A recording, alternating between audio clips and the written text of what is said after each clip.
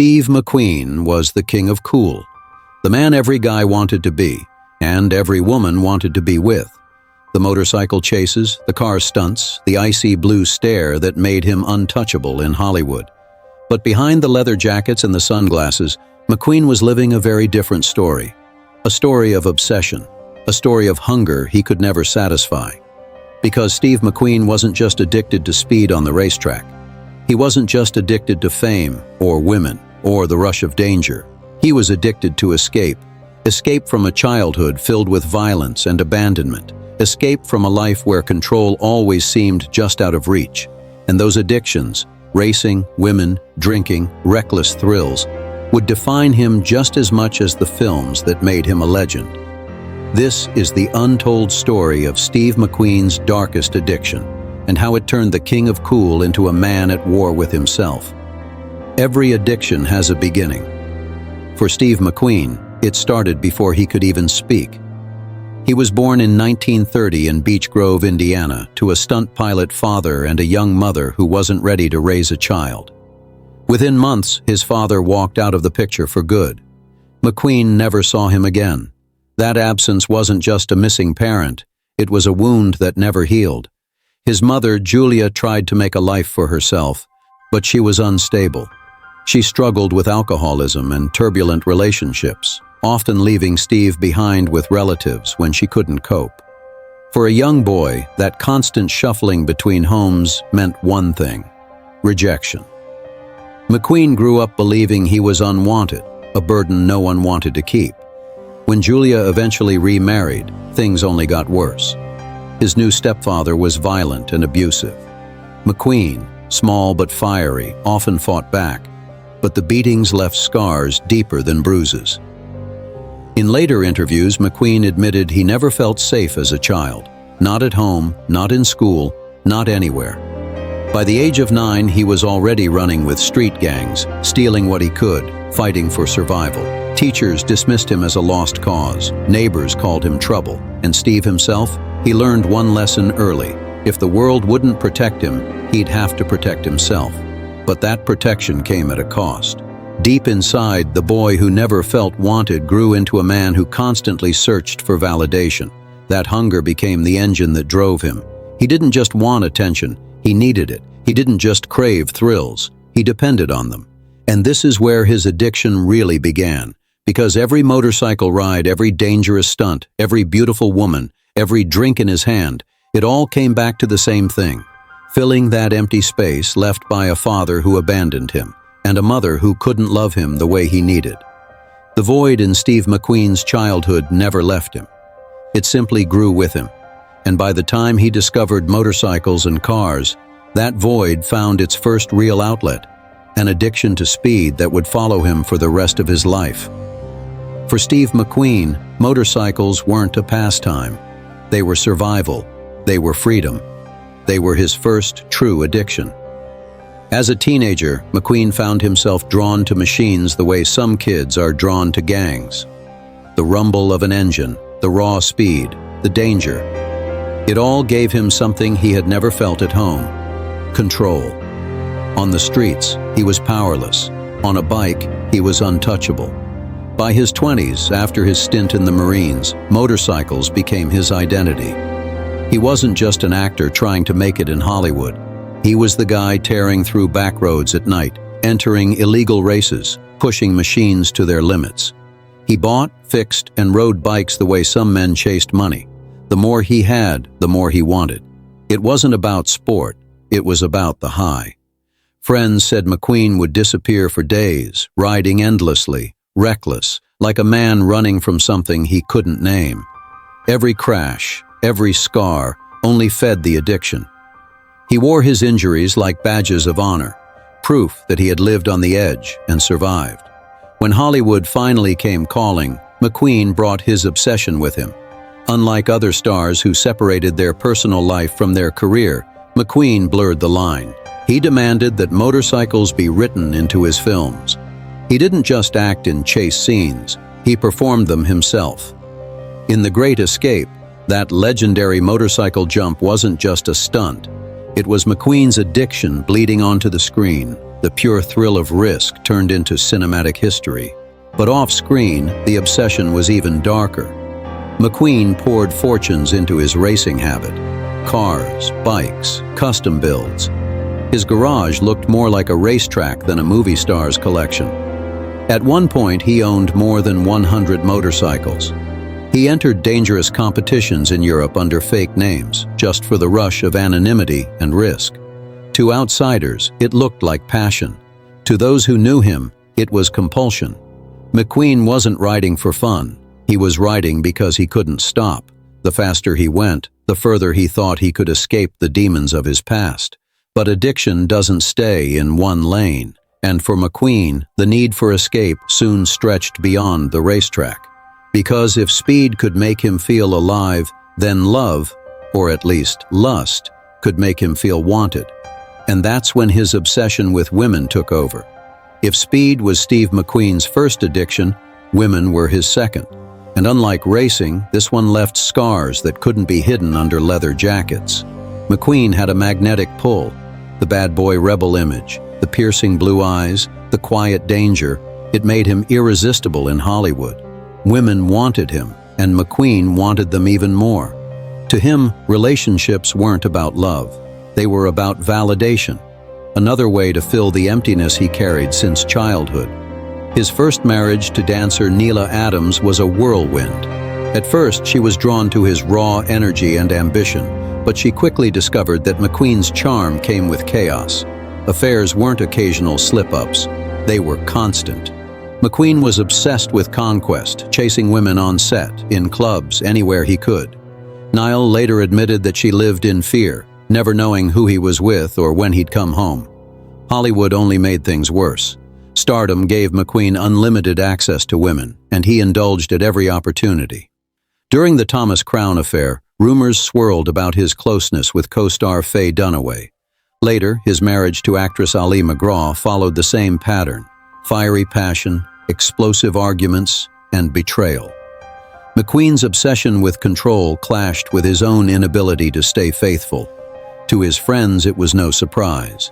McQueen didn't hide his habits. Parties, late nights, flings with models and actresses. It was all part of his routine. He craved the chase, the adrenaline of seduction, the brief illusion of being wanted. But just like racing, the high never lasted. The more women he had, the more restless he became. Behind closed doors, these addictions left destruction. His infidelity torpedoed marriages, left his partners heartbroken, and fueled endless Hollywood gossip. But McQueen couldn't stop. To him, women were another escape, another race to run, another void to fill. And when that rush wasn't enough, McQueen turned to darker temptations. Because the man who lived fast, who couldn't say no to danger, eventually found another addiction, one that was even harder to control: drinking, drugs, and Hollywood's wildest nights. By the late 1960s, Steve McQueen's appetite for escape had already consumed his personal life. But Hollywood in that era offered temptations that could push even the strongest personalities off the edge. And McQueen, already addicted to the rush of danger, couldn't resist. Drinking became part of his daily routine, not the occasional glass at a party, but heavy nights that blurred into mornings. Friends recalled him showing up on set after long nights out, still restless, still burning energy like he had something to outrun. To McQueen, the haze wasn't just fun, it was another way to silence the noise in his head. And then came the wilder side of Hollywood. The late 60s and early 70s were a time when the film industry was awash with excess. For McQueen, it meant more late nights, more reckless parties, more risky indulgences. His circle of friends included racers, actors, and industry outsiders who lived fast and played even faster. With them, McQueen let go of the pressure of stardom, but in doing so, he dug deeper into behaviors that chipped away at his health. On the surface, audiences still saw the king of cool, the man who could sit silently on screen and steal a scene with a glance. But behind the sunglasses, his body and mind were paying the price. Every habit, every late night, every reckless choice added up. And just like racing, and just like women, these darker escapes became part of the man himself. What made McQueen different was that he never tried to hide it. He leaned into the image, the Hollywood rebel who played by no one's rules, not even his own.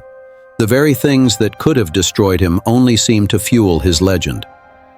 But addictions always demand a price. And McQueen's endless chase for escape began to bleed into his career. His habits made him unpredictable, difficult, even dangerous to work with. Directors called him stubborn, co-stars called him unreliable, and yet, audiences couldn't get enough.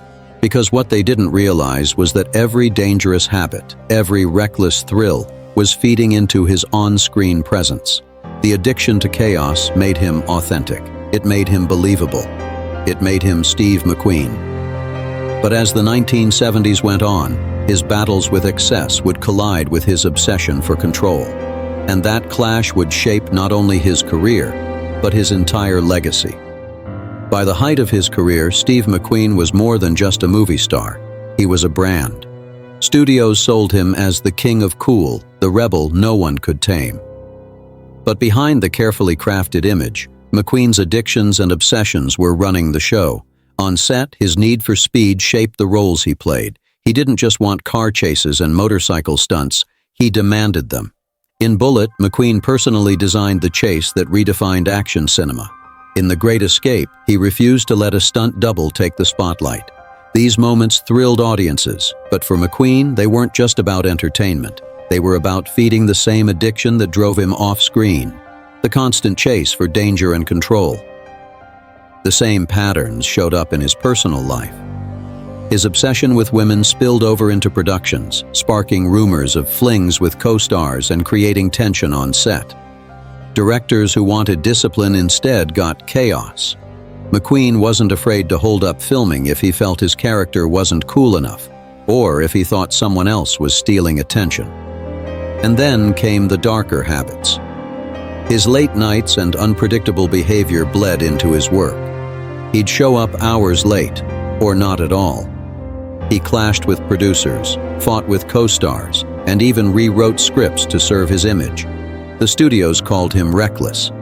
Insiders called him unmanageable. But audiences? They couldn't look away. Because the truth was, McQueen's chaos made him authentic.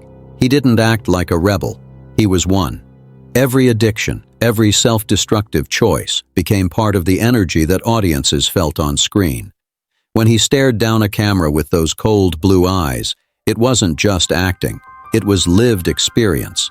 But fame couldn't silence the demons. The higher he climbed, the harder he fell behind the scenes. By the mid-1970s, McQueen was Hollywood's highest-paid actor. Yet he was also at his most unpredictable, battling not just the studios, but himself. And soon, those addictions wouldn't just shape his image. They would begin to shape his downfall. Steve McQueen lived fast, fought hard, and played by his own rules. To the world, he was the king of cool, the rebel who never blinked, the loner who always came out on top. But underneath that iconic image was a man driven by emptiness, haunted by a childhood that taught him to run, to fight, and to escape at any cost. His addictions were never just about habits. They were about survival. Racing gave him control when he had none. Women gave him validation when he felt unloved. The parties, the late nights, the reckless choices, they were all ways to drown out the silence of a boy who had been abandoned, beaten, and forgotten. Hollywood adored the myth. Audiences paid to see him live out the fantasy of freedom on screen. But those same addictions that fueled his performances also tore apart his personal life. His marriages collapsed, his health declined, and his reputation in the industry became as unpredictable as the man himself. And yet, that contradiction, the cool on the outside, the chaos on the inside, is what made him timeless. Steve McQueen wasn't polished like Paul Newman. He wasn't larger than life like Marlon Brando. He was raw. He was flawed. He was real. When he died at just 50 years old, the world mourned the loss of a superstar.